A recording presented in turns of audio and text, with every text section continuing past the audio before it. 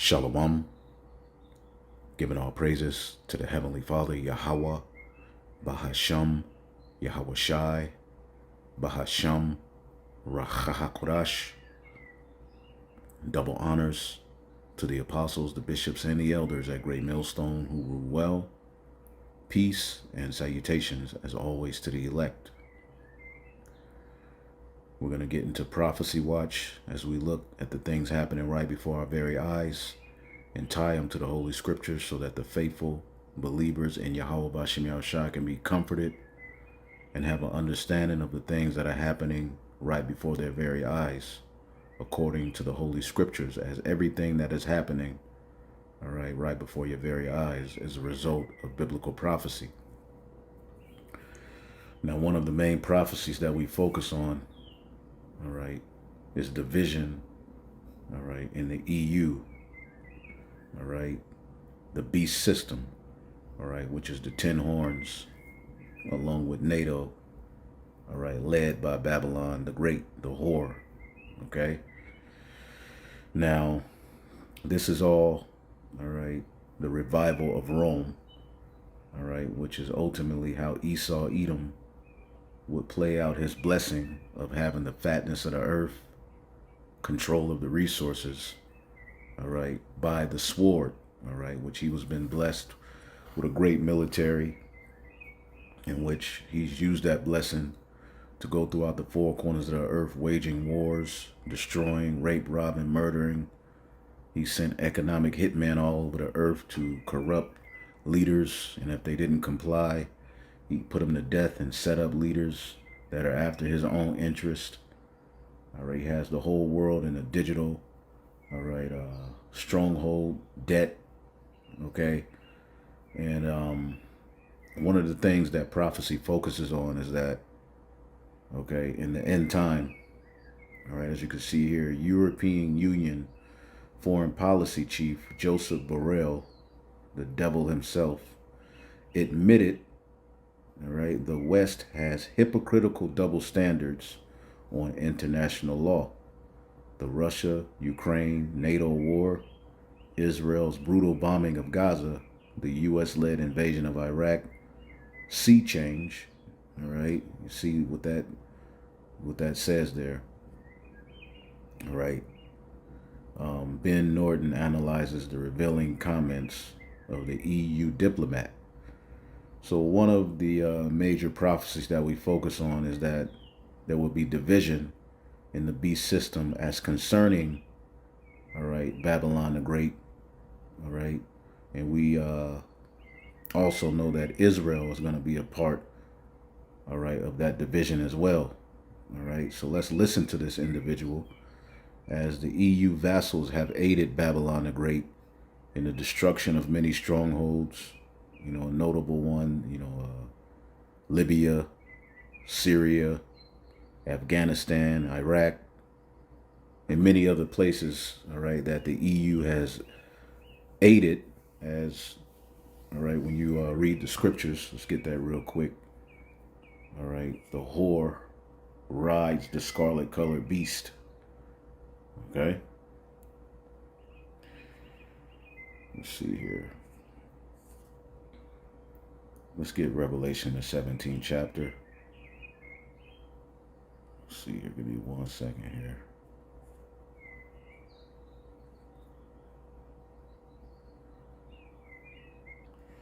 All right, Revelation 17:3. So he carried me away in the spirit into the wilderness, and I saw a woman, all right, which the woman represents Babylon the Great, that whore, sit upon a scarlet colored beast. Scarlet is a derivative of red.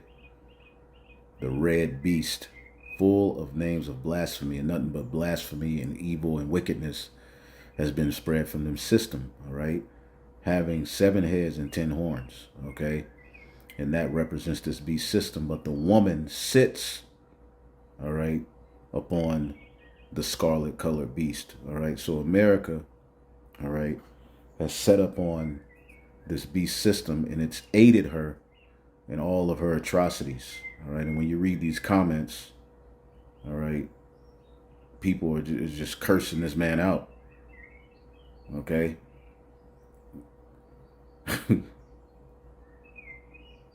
is cursing these. Everybody knows that these people are the wicked and responsible for the many atrocities that are happening in the planet Earth. These devils. All right, so let's listen to them. For Europe, this is a problem. Wherever I go, I found myself confronted with the accusation of double standards. I used to say to my ambassadors that diplomacy is the art of managing double standards. Certainly something difficult, but it is about to manage double standards. The European Union's foreign policy chief has admitted that Europe's policies are deeply hypocritical and are based on double standards. This was said by Josep Borrell, who is the EU's High Representative for Foreign Affairs and Security Policy. He was speaking at Oxford University, and he acknowledged that Europe is hypocritical and sometimes violates international law, and yet criticizes other countries for violating international law. And they violate international law for the most part, all right, and it's aiding of Babylon the Great. He acknowledged that this is a double standard, and he said that the art of diplomacy is the art of managing double standards. So he was admitting that Europe's foreign policy is based fundamentally on hypocrisy, and he in particular acknowledged the fact that numerous countries in Europe supported the illegal US-led invasion of Iraq, and he also acknowledged that Europe was supporting Israel in committing war crimes and crimes against humanity in Gaza, and yet Europe expected the world to support Ukraine, portraying Russia as an evil boogeyman. So here's this very revealing clip in which the top EU foreign policy official acknowledges their deep hypocrisy. And the scriptures say that the joy of the hypocrite, let's get that real quick, okay? Because even him coming out saying this, he doesn't plan on changing anything. However, we are moving to a time, right, where these EU countries are, all right, going to ultimately turn on Babylon the Great, all right?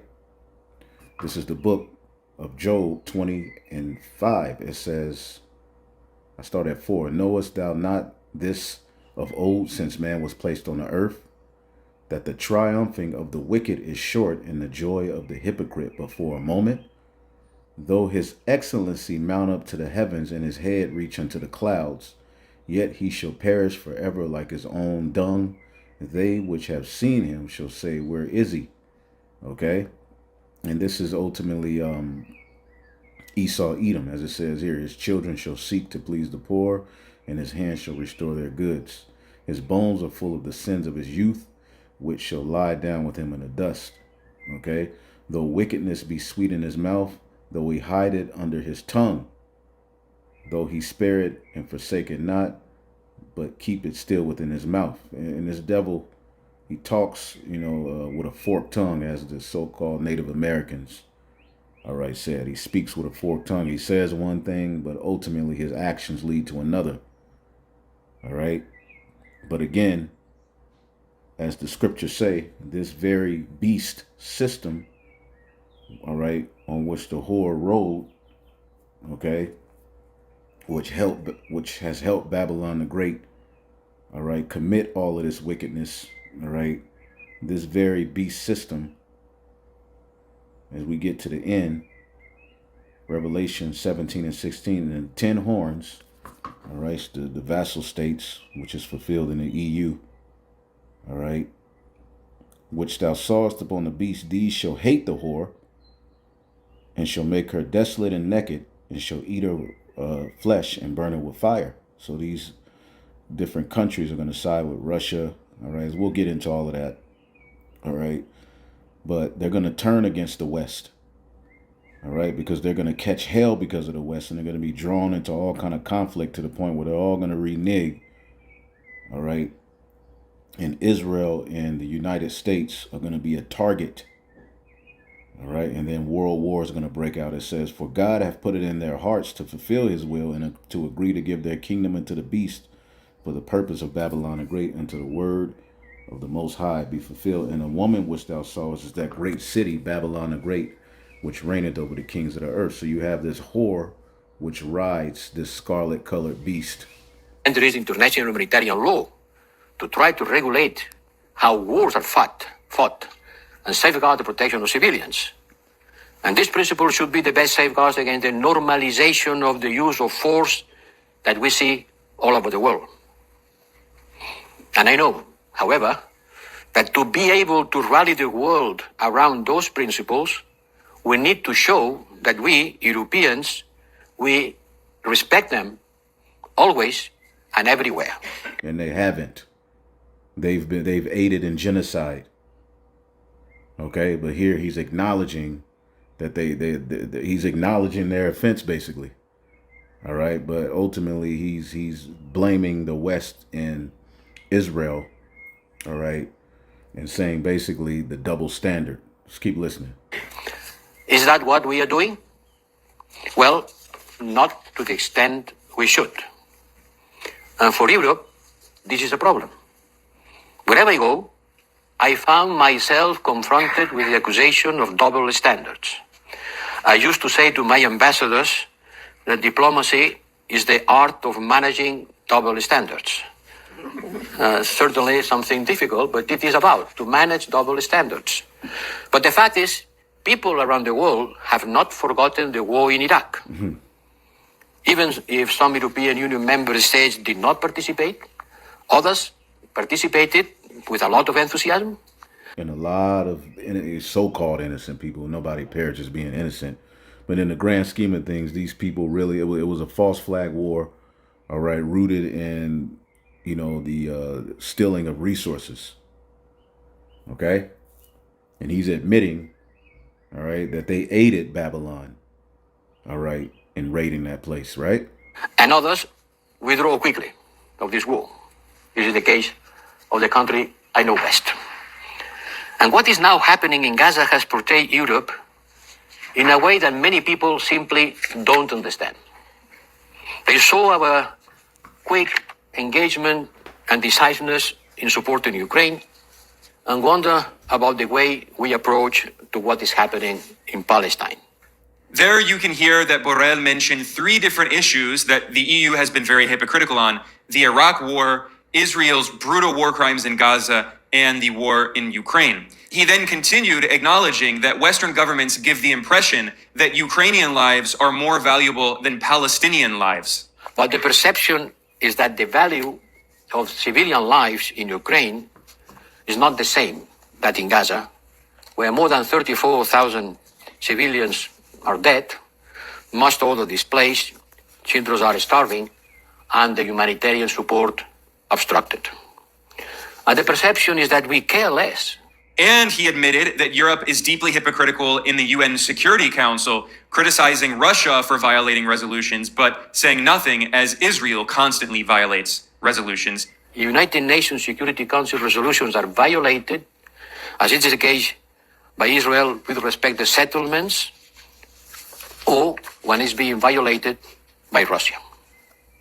Yes, the principles that we put in place after the World War are a pillar of peace, but this requires that we are coherent in our language. If we call something a war crime in one place, we need to call it by the same name when it happens anywhere else. Right, and that's what they do. They point the finger at everybody else, calling everybody else savages, criminals, terrorists. All right, but again, this is the fulfillment of their own tongue. All right, Psalm 64. All right. Psalm 64